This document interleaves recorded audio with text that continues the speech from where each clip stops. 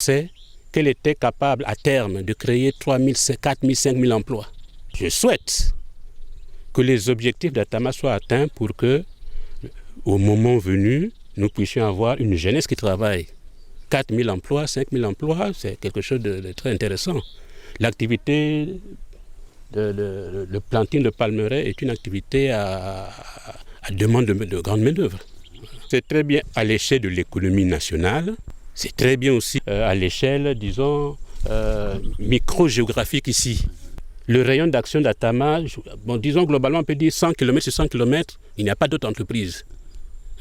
Donc, Atama, ici, devra jouer un rôle stratégique sur le plan économique, sur le plan social, sur le plan...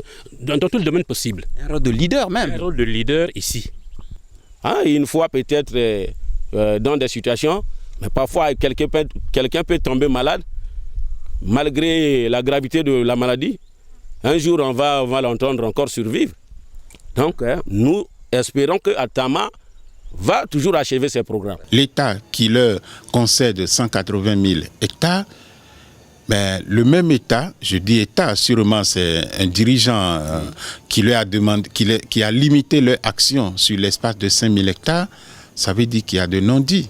Il faudrait que toutes les parties se rapprochent pour qu'une fois encore, trouvent des terrains d'entente, là où les compartiments sont fermés, qu'on les ouvre pour que tout le monde puisse circuler librement pour le bien-être de la vie économique de notre État qui aujourd'hui, quoi qu'on le dise, souhaite véritablement le développement agro-pastoral du Congo.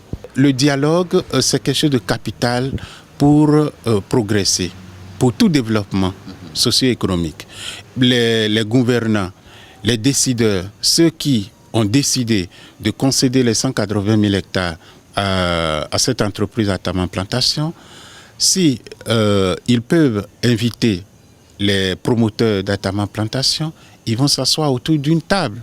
Donc, les compartiments, les différents accords doivent être peut-être revus ou bien renégociés pour que chacun trouve ses intérêts. Je pense que ce serait pour le bien-être de tout l'État congolais. L'entreprise Atama Plantation, bien qu'on leur a concédé 180 000 hectares, n'ont pas les moyens techniques, les moyens logistiques, les moyens financiers pour exploiter tout cet espace. Si déjà la convention est déjà signée entre l'État congolais et Atama Plantation, mais les autres peuvent venir faire de joint venture avec Atama Plantation, toujours pour atteindre le même objectif s'ils ont les mêmes ambitions.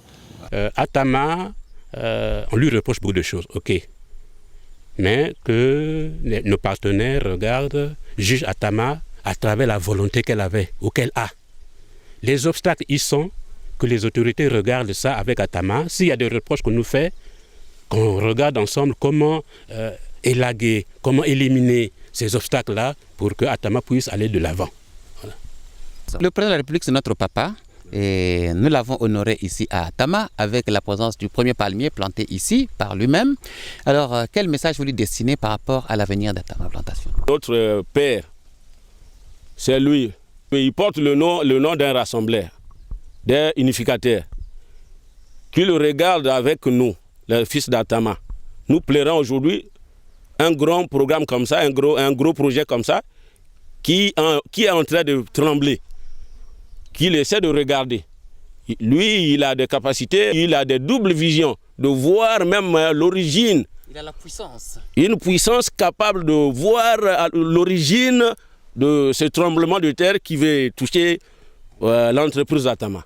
Ça veut dire qu'ils ont créé un cadre de vie, ils ont créé un environnement déjà autour de cette entreprise où déjà ils ont donné espoir à toute la population de cette région qu'ils pourront vivre de cette activité désormais. Donc le souhait de cette population serait que l'activité se pérennise et donc ils vont souffrir dans leur corps, dans leur âme, dans leur esprit si les activités ne progressent plus. C'est normal. Et donc, au lieu de la prière, moi j'aurais souhaité encore, si j'étais à leur place, c'était simplement de demander à mes dirigeants, c'était simplement de demander à l'État de les inviter, d'inviter les promoteurs de cette entreprise Atama Plantation à une table pour les écouter. Quelles sont les difficultés qui sont liées, qui ont fait que vous n'arrivez pas à progresser? Quelles sont les difficultés? Qu'est-ce qui vous empêche d'atteindre votre objectif? Qu'est-ce qui vous empêche d'aller à cette vitesse-là, à cette lenteur? Nous constatons simplement que pendant 5 ans, vous n'avez pas pu exploiter même 1000 hectares ou 2000 hectares. Qu'est-ce qui se passe? En ce moment-là, les promoteurs d'Atama Plantation, ils pourront s'exprimer, ils pourront se confier une fois encore à l'État congolais pour dire peut-être que non, en son temps, vous avez, vous, État, vous dirigeants, vous gouvernants, vous avez eu à prendre des engagements vis-à-vis de nous que peut-être vous n'avez pas respectés. Et donc, à cette table de renégociation, chaque parti pourra peut-être se reprocher des choses, mais chaque parti pourra se retrouver, se remettre en cause et trouver les solutions pour que cette entreprise puisse reprendre vie.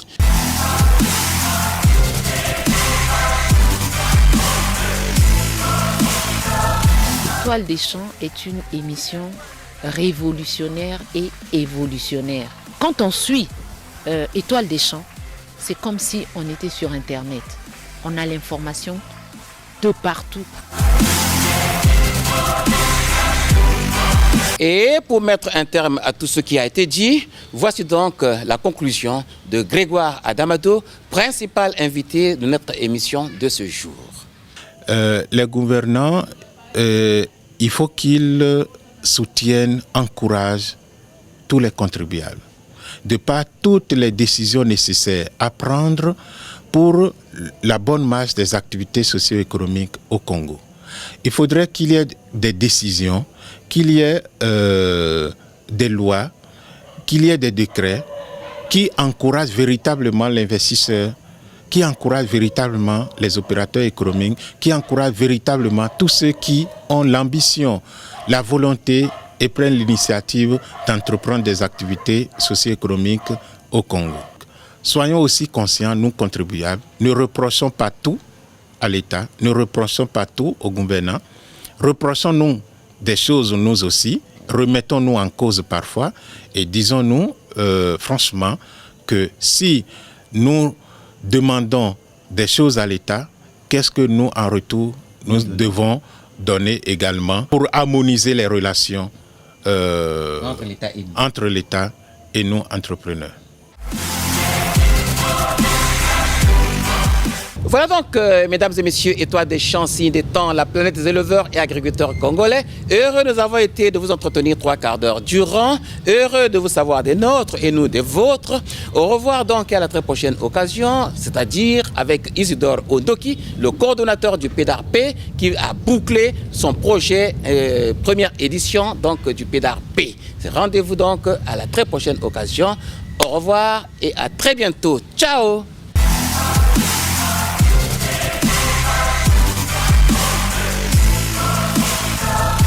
Étoile des Champs est une émission révolutionnaire et évolutionnaire.